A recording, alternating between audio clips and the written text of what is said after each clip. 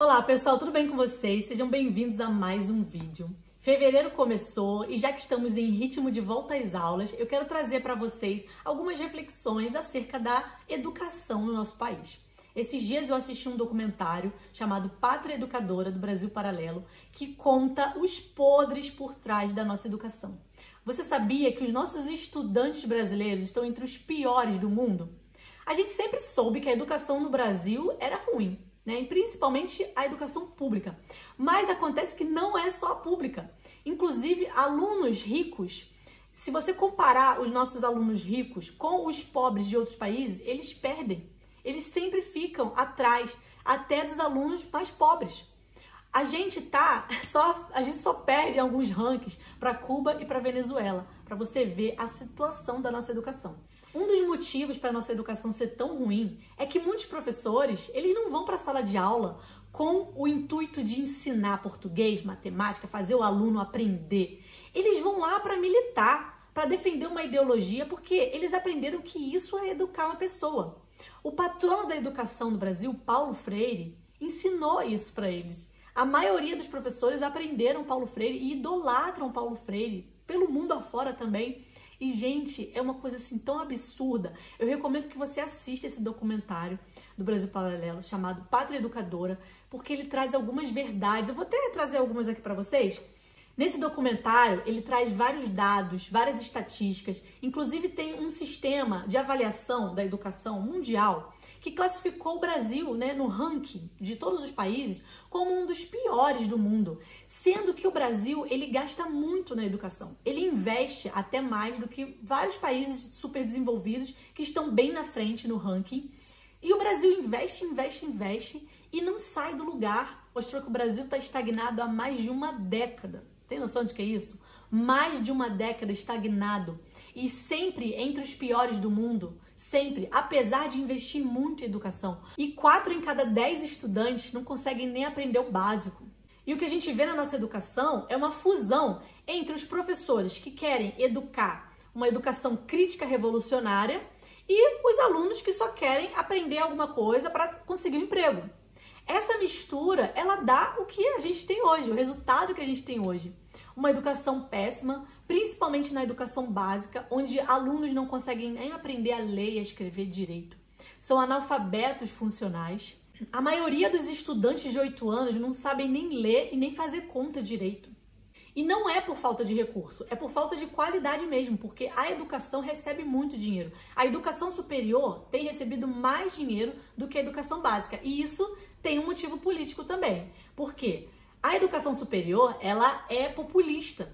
Quando você abre mais universidades, você dá mais matrículas, você acaba trazendo essa massa, né, que são jovens eleitores, para votar em você. Então, é populista, sendo que não está funcionando você só aplicar dinheiro na educação superior. Onde precisa aplicar dinheiro é na educação base. Inclusive, tem um relatório de uma organização mundial que recomendou isso para o Brasil. Ele fez uma pesquisa e viu que o Brasil estava investindo muito dinheiro, muito mais dinheiro do que a média dos outros países, e não estava saindo do lugar, não estava tendo resultado. E ele sugere que o Brasil, né, ele recomenda que o Brasil segure esse dinheiro, não coloque tanto dinheiro nas universidades, mas que ele invista na educação básica, porque é a educação básica que vai fazer a diferença lá na frente, não adianta. Mas o que acontece? Como tudo é político, principalmente na área da educação, eles descobriram que a educação é a grande jogada. Não só porque vai trazer votos para eles futuramente, mas também porque é onde existe a doutrinação. Se eu formo professores que pensam como eu, e aí formam alunos, esses professores vão formar esses alunos com esse pensamento. E foi isso que o Paulo Freire fez. O Paulo Freire, ele ensina que os professores devem militar em sala de aula. E cada vez mais a gente recebe denúncias de que isso está acontecendo. Professores ensinando no jardim de infância a votar no PT. Tem uma parte do documentário que ele mostra que fizeram uma pesquisa onde eles colocam a figura do Che Guevara e perguntam aos alunos se eles veem o Che Guevara num contexto positivo ou negativo. Mais de 50% disse, né, que Che Guevara está no positivo. Ou seja, e outros ditadores também. Gente, é uma farra. Uma das partes que mais me chocou foi a parte dos livros didáticos, porque mostra que o MEC é um dos maiores compradores de livros. E eles têm as editoras parceiras, as editoras sabendo como que é o critério que o governo escolhe os livros, ela fala para os autores, olha, se você quer vender seu livro, escreve dentro dessa pauta aqui, dentro dessas ideias do governo, que o governo vai comprar seu livro. E aí eles encontraram cada atrocidade. Teve um livro infantil que foi dado para crianças como uma leitura extra classe, né? Uma leitura complementar. E nesse livro, os professores eles não leem, né? Então eles leem superficialmente, encomendaram o livro. Na verdade, não é nem eles que encomendam, o governo já compra os livros aí para os próximos 10 anos. E esse livro, um dos pais que estava lendo o livro encontrou uma descrição de um estupro. Era um livro assim bizarro. O nome do livro é O Cobrador, onde um garoto pobre, ele sai para cobrar a dívida da sociedade, que a dívida da sociedade com ele. Então ele entra num condomínio de luxo, se passa por um entregador, não lembro agora o que ele ia fazer lá, entra, invade, não faz nada com a empregada doméstica, porque afinal ela é da classe dele e ela não tem nada com isso, né? Ela não tem uma dívida com ele, mas ele vai lá e estupra a dona da casa. E tem a descrição desse estupro. Gente, é uma coisa horrenda. Imagina uma criança lendo isso. Qual o objetivo disso? Fora muitas outras coisas que eles querem ensinar, que faz parte da pauta deles, a ideologia de gênero, então a sexualização das crianças. Alunos do ensino fundamental tendo aula de ciências, desenhando o corpo do coleguinha do sexo oposto, contornando o corpo, uma das atividades essa, tá? Contornar o corpo do coleguinha do sexo oposto, passar bem perto das partes íntimas para quebrar o tabu. E depois colar florzinhas nas partes íntimas. Gente, é assim, para não dizer que é uma piada, assim, é um lixo a nossa educação. É um lixo. Teve um caso que foi denunciado de um livro de história do Mário Schmidt, que chama Nova História Crítica, que tinha propaganda ideológica explícita. Ele ficava comparando senhores de escravos com a atuação da polícia, mostrava que manifestantes de esquerda são reprimidos, que policiais aplicam a regra do olho por olho, dente por dente, elogiava o MST e Mao Tse Tung e tinha tabelas enaltecendo o socialismo. Ou seja, eles não ensinam mais a história tradicional. A história agora é crítica. E essa crítica não é nem você que faz. A crítica já vem pronta e sempre ali sob um viés esquerdista, sempre colocando o capitalismo como vilão. Os policiais são os vilões e os ladrões são os cobradores, né? Que eles têm uma dívida com a sociedade. Então é isso que estão ensinando nas escolas. E depois eles tiraram esse livro de circulação. Mas não foi nem por isso. Foi porque teve uma regra, uma lei, que os autores de livros tinham que ter formação, nível superior. E esse autor, ele não conseguiu provar que era formado em história. Olha só. Depois eles investigaram a vida dele, descobriram uma filiação ao PT e descobriram também que ele teve somente o governo brasileiro como comprador. Vendeu mais de 10 milhões de cópias. Então você vê, você coloca o seu filho na escola para ele aprender essas coisas, para ele aprender a ficar contra você. Tem um pai que estava gravando um vídeo que falou que a filha começou a se afastar dele. Ele ia beijar a filha e a filha fazia assim, fazia um nojo. E ele foi começar a tentar entender por que aquilo estava acontecendo, e ele descobriu que na escola eles fazem a cabeça das meninas, né, com o feminismo, que o homem é o opressor, o heterotop, e aí a filha estava se distanciando do pai. Olha só, você mandar sua filha para a escola, né? As universidades então nem se fala, as meninas entram de um jeito, saem no outro totalmente oposto, saem todas feministas, sovaco cabeludo, franja aqui, cabelo azul, é isso que acontece. E aí você vai colocar sua filha, paga uma educação para ela depois se voltar contra você, se voltar contra a família, se voltar contra os princípios de Deus. É por isso que a minha prioridade na educação da minha filha sempre foi colocá-la numa escola cristã, numa escola por princípios, para que ela não seja bombardeada com essas ideias esquerdistas, feministas, né, e ideologia de gênero, que é o que a gente mais vê aí nas escolas. A propaganda da esquerda, que domina a grande mídia, ela diz que as nossas universidades estão entre as que mais produzem artigos no mundo. E isso é verdade. Ela produz uma quantidade enorme. Só que eles vendem a quantidade como se fosse qualidade. Falam que a USP é a 8ª melhor universidade do mundo. Isso é mentira. ela é a oitava maior, em maior quantidade de artigos publicados. Ou seja, em quantidade, ela está em oitavo lugar, mas em classificação, ela está em 780. O Brasil, ele investe muito, mas ele só cai nos rankings. E na América Latina, nós só estamos perdendo para Cuba e Venezuela. O Olavo de Carvalho brinca que todo ano ele via as premiações internacionais e nunca tinha um brasileiro. Tinha o cara da Zâmbia, da Serra Leoa, até o pinguim da Antártida ganhando prêmio, mas o brasileiro não ganhava nada. Ou seja, é publicação que não serve para nada. Ele fala que só serve para mostrar para a mãe e fala assim, aqui mãe, ó eu, mãe, ó eu. Teve um especialista que trabalhou numa editora universitária que ele falou que quando ele lia os trabalhos, ele não conseguia nem entender o que o autor queria dizer. E ele pegava trabalhos assim, ele falava, gente, isso aqui é o que um doutor escreveu, é um professor que escreveu, falou que não dava, era sem pé nem cabeça, não dava nem para entender. Esse é o nível da nossa produção de conteúdo. E aí tem gente que fala, ah, mas é porque português ninguém lê. As pessoas não leem em português, leem em inglês e em outras línguas. Aí ele fala, não, então tá, vamos comparar o Brasil com Portugal, porque Portugal fala português. E aí tem um ranking lá e 6 sub-áreas de humanas.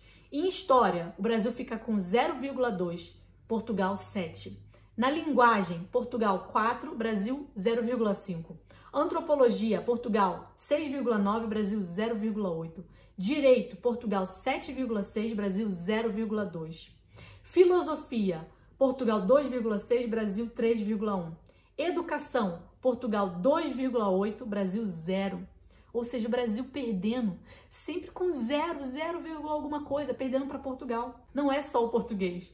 E analisando esses trabalhos produzidos, eles perceberam que o Brasil produz muito trabalho ideologicamente enviesado.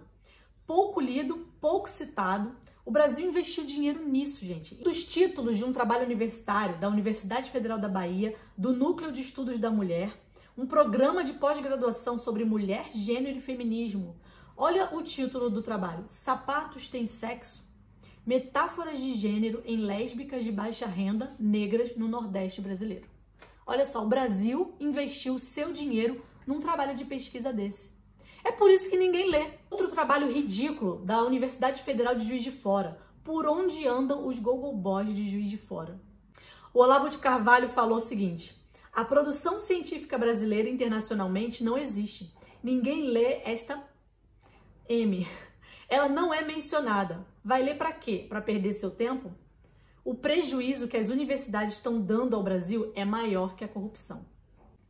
Uma vasta quantidade de trabalhos acadêmicos vão desde categorias pornográficas até a relativização da pedofilia. E enquanto isso, as outras áreas ficam prejudicadas. Eles estavam colocando lá a quantidade de vagas nas universidades para cada matéria, né? Para ciências sociais, tinha mais de 160 vagas.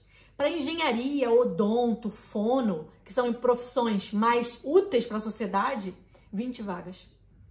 Menos de 20 vagas, algumas delas. Então, olha só, a ciência social, que é a sociologia, totalmente ideológica, né? Com essas ideologias de esquerda, o assistencialismo, muita vaga, muita vaga.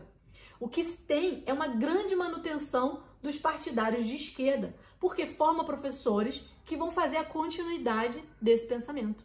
E outra coisa também que ele observa nesse documentário é que os piores alunos são os que se tornam professores. A nota mais baixa para entrar numa universidade é do curso de pedagogia, ou seja, você não precisa ter uma nota alta para fazer pedagogia e se tornar professor. Então é sempre os piores que estão sendo professores e formando os outros alunos da próxima geração. E aí, professores mal formados não tem como levar o aluno para outro patamar. Nós somos o 16º universitário mais caro do mundo e esse dinheiro está servindo para quê? Eles descobriram que dar mais diploma tem o benefício político. Uma especialista em educação falou o seguinte, dar mais diploma tem um benefício político importante. Alta população jovem no país, apelo político de mandar as pessoas para as universidades. Abrir escola é altamente populista. Você pode abrir escola, dizer que está dando direito à educação e não ensinar nada. E essa é a história do final do século XX no Brasil. O que o Brasil mais deu foi matrícula, mas ensino, nada. Tudo aquilo que um político quer que você pense, você vai acabar pensando. porque a massa troca a autoridade ultrapassada, reacionária da família, da igreja e entrega de mão beijada a um professor. E aí você tem um patrono da educação que diz que você deve exercer seus pleitos políticos em sala de aula. O conhecimento liberta, não a panfletagem. Tudo isso forma um caldo que é escondido por uma ideologia, por uma narrativa, mas que tem algo acidental, que é você ganhar um diploma sem ter que trabalhar muito. E algo intencional, que é vamos utilizar esse monte de gente para fazer avançar numa certa visão de mundo. As universidades são fábricas de mini-revolucionários. Todo ano tem greve, ocupação, e a base teórica desses movimentos vem do mini manual do guerrilheiro urbano, o Marighella. Eles fizeram uma pesquisa em que 78% dos professores disseram que seu discurso era politicamente engajado. E aí fizeram uma pesquisa também com a figura do Che Guevara, Lenin, e mais de 86% dos alunos dizem que veem o Che Guevara num contexto positivo, e Lenin mais de 65%. Então o que se vê é que a escola é a formação do pensamento revolucionário. Se os professores estão indo para as escolas para agirem politicamente, eles estão formando a mente pensante da próxima geração. E aí você muda o pensamento de uma geração inteira com a escola. É por isso que eles investem dinheiro na educação, mas não para que seu filho fique mais inteligente, não para que ele aprenda a pensar, mas que ele aprenda a pensar da forma como eles querem que ele pense. Recomendo que você assista esse documentário Pátria Educadora do Brasil Paralelo. É muito esclarecedor, vai abrir seus olhos para essa temática da educação. Eu abri meus olhos não tem muito tempo, porque até pouco tempo atrás eu tinha a ideia de colocar minha filha num colégio como Pedro II. Eu mesma estudei numa escola federal, a Federal de Química, e eu não percebia que existia doutrinação. Hoje eu olho para trás e vejo que sim, eu fui doutrinada, que a minha professora me fez ir contra a minha família, que ela me levava para passeatas, para excursão da escola foi para o Movimento Sem Terra.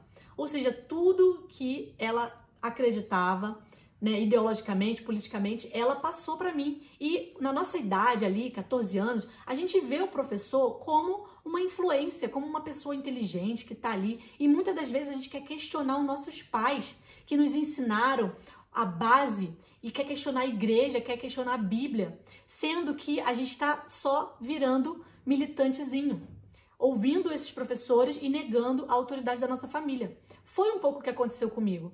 Eu, naquela época, com 16 anos, eu tirei meu título de eleitor, votei no Lula, ia nas passeatas. Depois de um tempo, graças a Deus, eu passei por uma escola militar e eu abandonei tudo isso, virei apolítica. Acabava que eu nem ia votar porque eu não morava, sempre ficava me mudando, então eu não votava.